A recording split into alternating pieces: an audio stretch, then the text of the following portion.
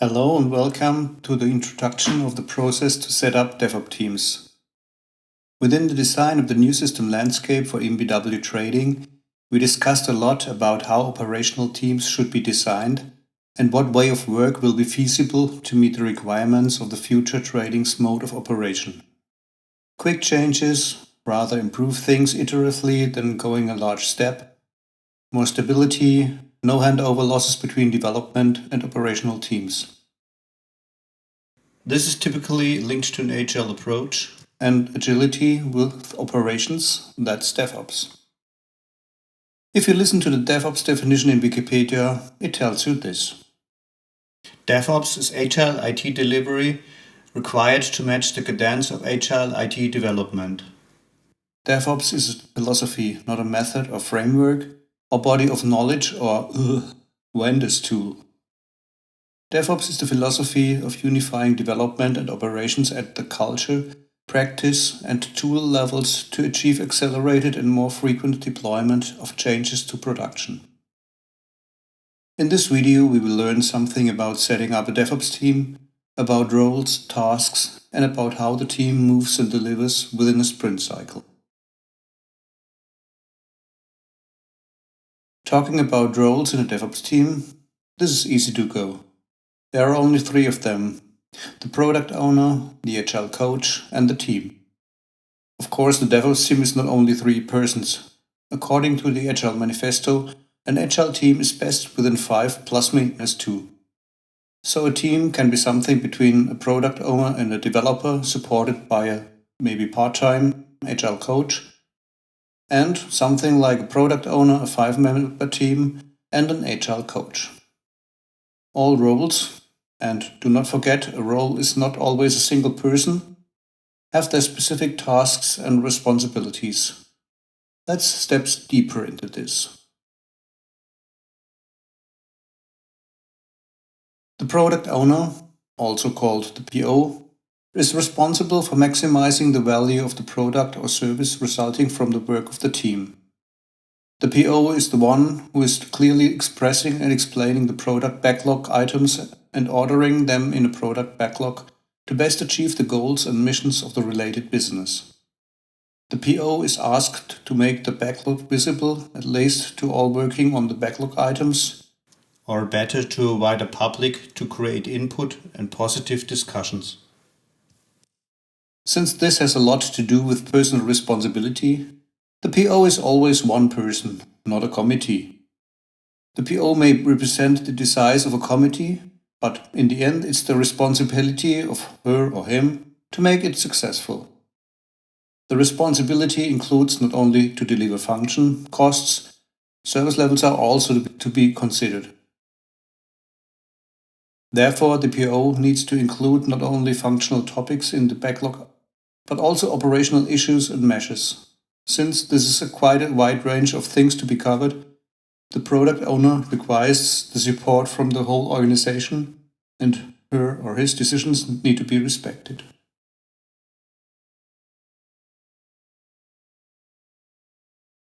The team is the core of the DevOps team and covers all tasks and skills needed to operate the service and do further development. Unlike in the past, there's nothing like a service transition, where an operational team gets handed over ready-made solutions and operate them. It's the team that will cover all stages from architecture to operations. We will detail this out in a minute. Since the team will cover all development and operational tasks, all members of the team need to have at least basic development skills and are interested in taking over operational tasks. Together with the product owner, the team decides what to deliver within a sprint period. This is what we call the increment. There will be no team manager. It's the team that manages itself and considers all things that need to be done to deliver the increment and keep the service running in the acknowledged service level. Unlike some people suppose, agility is not just catching things coming up and working without structure. Agility has a lot to do with planning, with transparency and short-term feedback. One main method in Agile software development is called Scrum. a word taken from rugby sport explaining the short team gatherings to discuss the tactical movements for the next minutes. Within the sprint, there are some meetings formats that support the team and the product owner to focus on business value and delivery. Although the team and the product owner should be able to manage themselves, at least in the startup phase, some coaching and support on agile processes and methods will be needed. This is the role of the agile coach.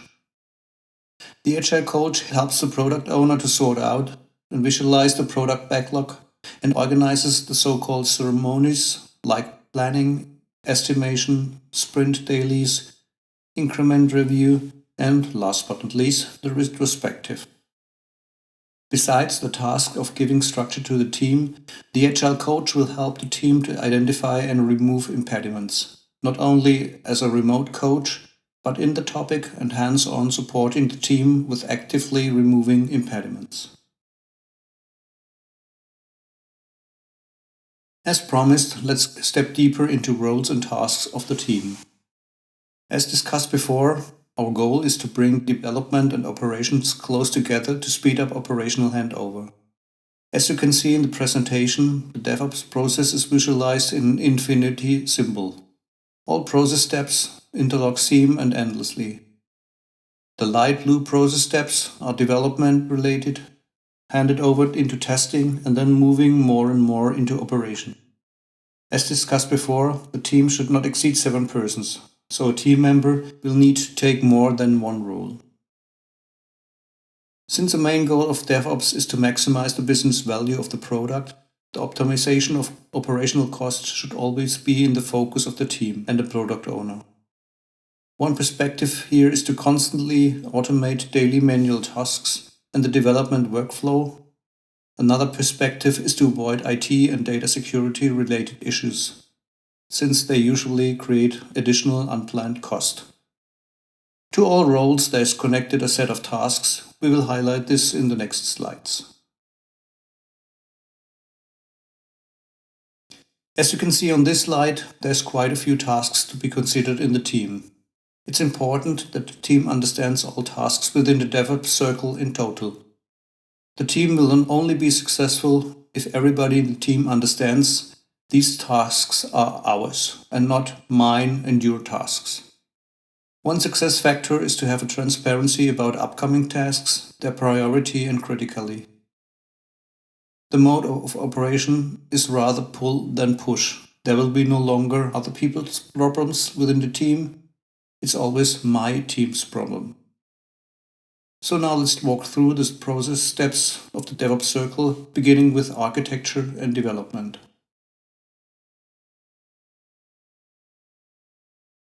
Unlike some may consider, acquiring requirements is still an important task in agile software development. So the product owner and the architect are requested to regularly discuss functional and non-functional requirements with the business or whoever is the requester of the service. The architect in the team will propose an architectural design and discuss it with the team and the product owner. If the design is understood, the team will do an estimation on the required measures and the product owner will bring it into the backlog and plan it for the upcoming sprints. As soon as the design is ready and the development task is planned in the upcoming sprints, the developer role needs to step into the code design, testing, build process, and the final assembling of the software packages to be rolled out. Since there's a team responsibility on the software quality, the review of the source code should be a matter of a single person, but it should be done over the complete team, with pair programming, automatic code checks, and/or peer reviews.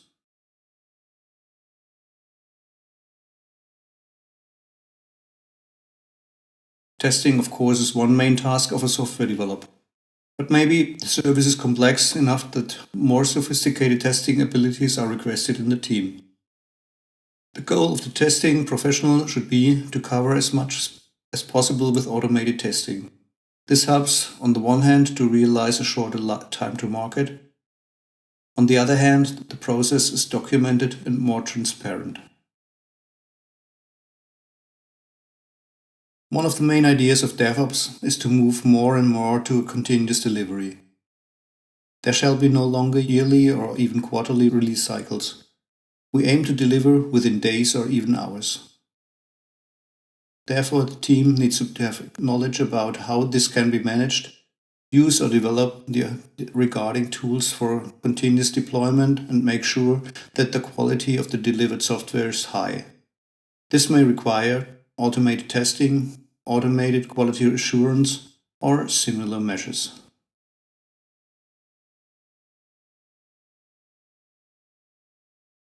Talking about security. In the past, this was nobody really liked to talk about. Security was mostly labeled with blocking other people's problems or I'm business, I do not care. In the world of cloud-based computing, this is a strategy that will no longer work. There is no central IT that will care for perimeter security, no data center guy who is responsible for security stuff. It's a team that will be responsible for the service in the future. So somebody in the team will have an eye on all the tasks displayed on the slide, understand and enforce policies, increase knowledge about IT security for the team, drive vulnerability testing, check architecture concerning security issues, and bring in automated patterns for security testing. All this should be implemented in an early stage of service deployment and development. So the role of the security professional is key for a successful technical or business IT service.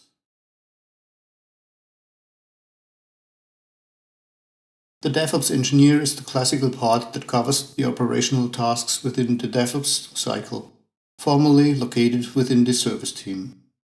But even in DevOps, we have classical operational tasks like incident management, problem management, and capacity management. In the future, the tools may change, not the tasks. Until today, incidents and problems had been documented with base IT. In the future, we will use Azure DevOps, since most of the problems will lead to change in the code or infrastructure and will be handled by the team anyway. Again, operational tasks are not the problem of the engineer. It's the tasks of the complete team, and therefore all operational issues need to be transparent to all the team members and the product owner.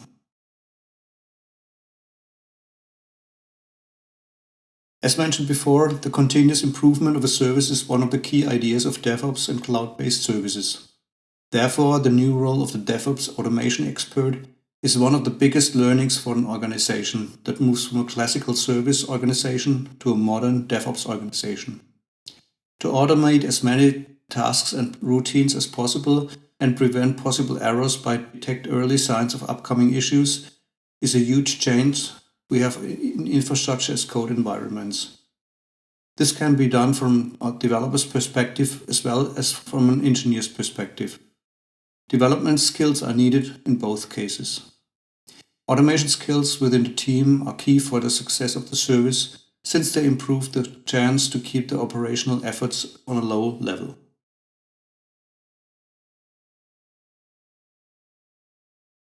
Now moving over to the daily routine of a DevOps team.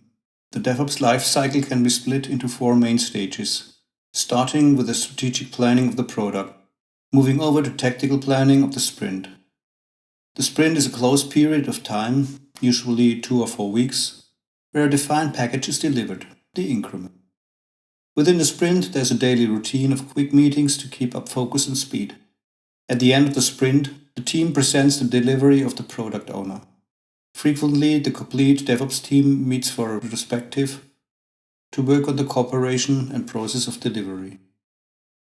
While the team is working on the increment, the product owner is developing the product itself, bringing in new features and ideas, and describes user stories. At the end of the sprint, we step again into the planning of the next sprint.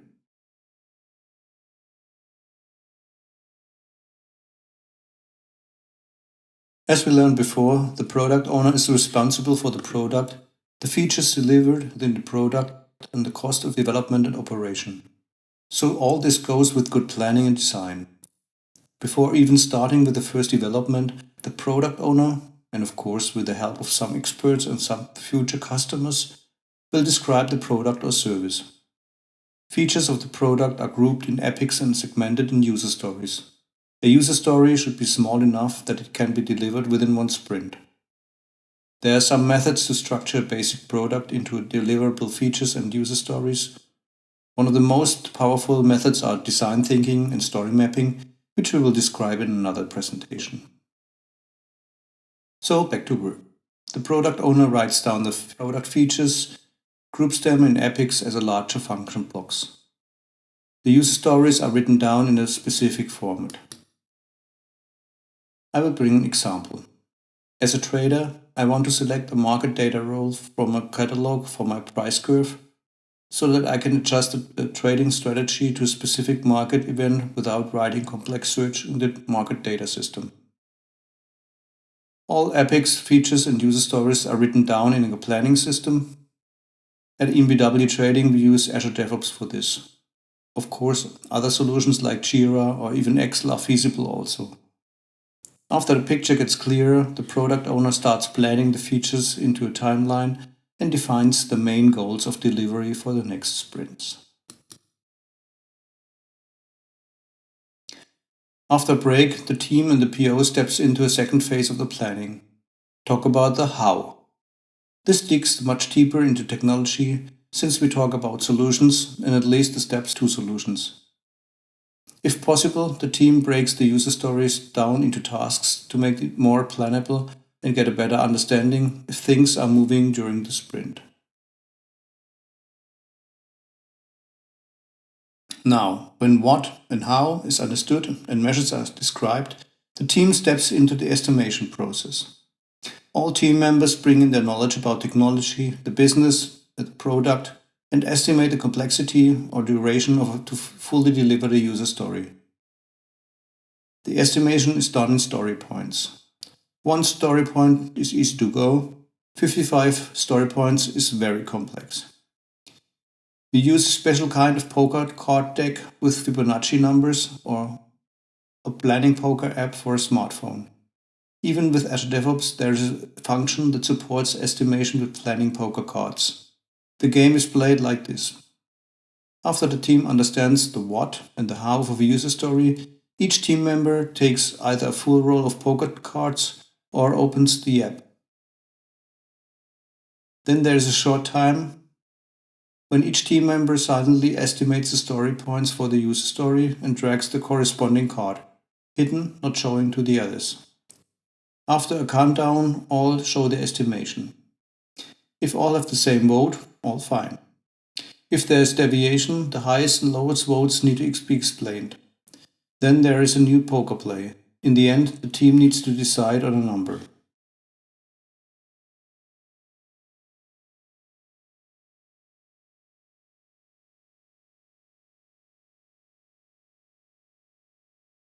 Talking about the numbers. Use the story points 1 to 8 if you are quite sure about how to deliver, resources needed, and the complexity of the subject. From 13, it gets blurry. 21 and more is a clear sign that either the story is not clear or there are too many things to be considered. Here, a story should be implemented to investigate the topic and get more grip on it. The team and the product owner should really be honest about their estimation. If something is unclear or there is a hidden complexity, tell it will crash the sprint planning anyway. Before stepping into the sprint, the next sprint needs to be planned. Depend how much time each team member can spend in the next sprint, a maximum of story points is calculated. Then the product owner decides which user stories will be taken in the sprint increment and the team acknowledge if this is feasible or not. Then the sprint can be started. One last point.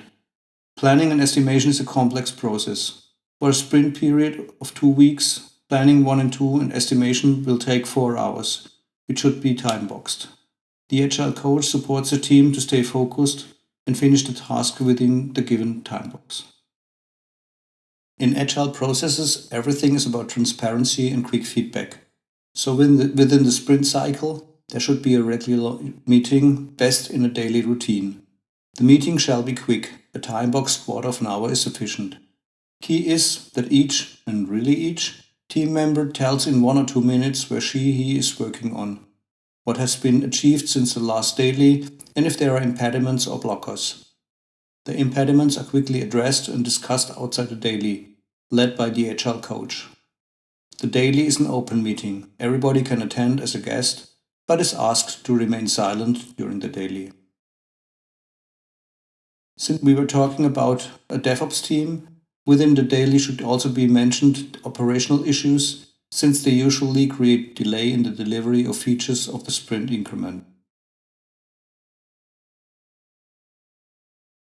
At the end of the sprint, the team reviews all they delivered and present it to the product owner. It's the product owner who will accept the delivery or not. The PO is responsible for the product. Topics that are not fully delivered are planned for the next sprint or go back into the backlog for later. The review of the increment is open for everybody, but like in daily, guests listen and have no vote. The retrospective is a format for the team to review the process of cooperation, which should be done frequently. It's not about doing the right things, it's about doing things in the right way. The session is prepared and moderated from the Agile coach and is closed to the public. We will step into this in the later slide. In the Agile framework, there are two mighty tools to increase transparency and help to focus on the things to be delivered. The first tool is called Definition of Ready. The definition of ready is a set of questions to challenge the quality of a feature or a user story. If a user story is not independent, there will be no possibility to roll it out or even test it. Can the story create value? If not, we better do not invest time into this. If we cannot estimate the story points of the story, there might be higher risks in the implementation. A story should be small enough to be delivered within 1 or maximum 2 sprints. User stories are not a written law. Customers and developers discuss and specify them together. So, while the customer describes the functionality briefly and roughly, the details are worked out together with the developers. The definition of done is a checklist of acceptance criteria a feature or user story should pass, so the team can set the delivery to done. The acceptance criteria is worked out and mutually agreed by team and product owner. This should be done in the kickoff session of the DevOps team. Maybe there are different definitions of functional or non-functional stories. But in the end, a done should prove that the story can be rolled out to the users.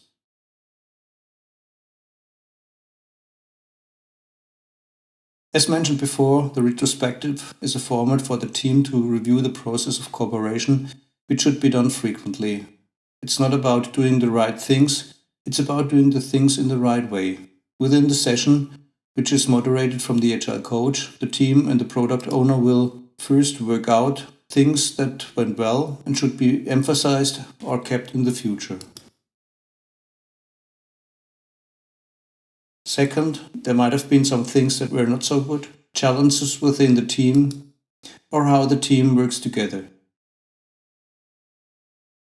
This is a lot about team's culture, and in some cases, this needs some open discussions. Therefore, the retro is not open to the public, unless the team and the PO request for special support. Successful retrospectives have a lot to do with team members and respect and trust. This needs to be learned, so be not impatient with the Agile coach or the team if it takes some time to pick up speed. Maybe you like to have some tools to use within the retrospective. The Retromat.org is a quite impressive selection of games and food for thought that helps the Agile coach and the team to learn constantly and improve the team spirit. Now, after consuming this video, there might still be some questions open.